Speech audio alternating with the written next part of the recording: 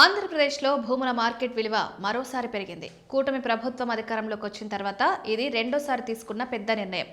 రాష్ట్ర ప్రభుత్వం తాజాగా ఈ పెంపును అధికారికంగా ప్రకటిస్తూ ఫిబ్రవరి 1న అమల్లోకి రానుందని వెల్లడించింది. భూముల విలువ పెంపుతో స్టాంప్ డ్యూటీ, రిజిస్ట్రేషన్ ఛార్జీలు పెరగడం ద్వారా ప్రభుత్వ ఖజానాకు భారీగా ఆదాయం సమకూరనుందే అంచనాలు పెట్టుబడిదారులు, అధికారులు వెలికితీస్తున్నారు. ప్రస్తుత ఆర్థిక సంవత్సరంలో రాష్ట్రానికి 13,150 కోట్ల రూపాయలకు పైగా ఆదాయం వచ్చే అవకాశం ఉందని అధికారులు పేర్కొంటున్నారు. ప్రస్తుతం సగటున భూముల మార్కెట్ విలువ 7 నుండి 8% వరకు పెరుగుతుందని, అయితే పట్టణ ప్రాంతాలు, జిల్లా కేంద్రాల కొన్ని ప్రాంతాల్లో 15% వరకు పెంపు ఉండే అవకాశం ఉందని సమాచారం. ఈ పెంపు రియల్ ఎస్టేట్ రంగానికి మిశ్రమ ప్రభావం చూపనుందని విశ్లేషకులు చెబుతున్నారు. భూముల రిజిస్ట్రేషన్ ధరలు పెరగడం వల్ల భూముల కొనుగోలు, విక్రయ విధానం కాస్త కష్టంగా మారుతుందని, కొనుగోలుదారులు, విక్రయదారులు ఎక్కువ ఖర్చును భరించాల్సి వస్తుందని పేర్కొంటున్నారు.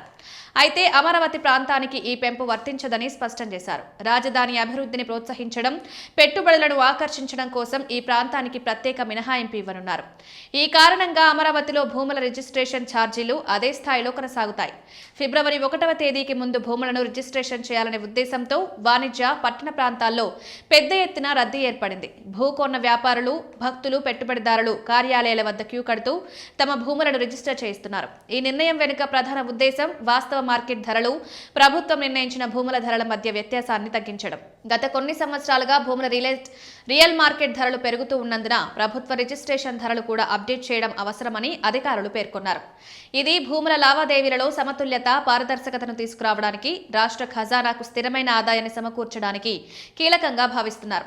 మొత్తం మీద ఏపీ ప్రభుత్వం భూముల విలువ పెంపు ద్వారా రియల్ ఎస్టేట్ మార్కెట్లో స్థిరత్వం, పారదర్శకత, పెట్టుబడులకు అనుకూల పరిస్థితులు సృష్టించడం లక్ష్యంగా పెట్టుకుంది.